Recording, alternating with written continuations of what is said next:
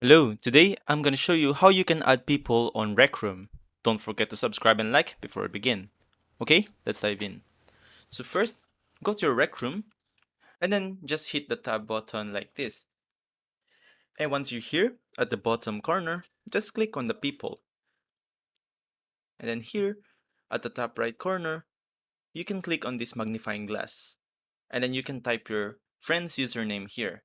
Now to check their username, for example, I'll go to my profile like this, and then the username will have an at beside their name. So this one is my username. Now what you're gonna do is go to people and then click the search, and then here type the username that you want. For example, let's type this one. And then once you find your friend, just go ahead and click on them and then add friend. Now if your friend sent you a request, all you have to do is go back to people tab and then beside the magnifying glass, the people icon, click on this, and then you can accept or decline their request. So that's it. I hope this one helps. See you guys on the next one. Thanks for watching.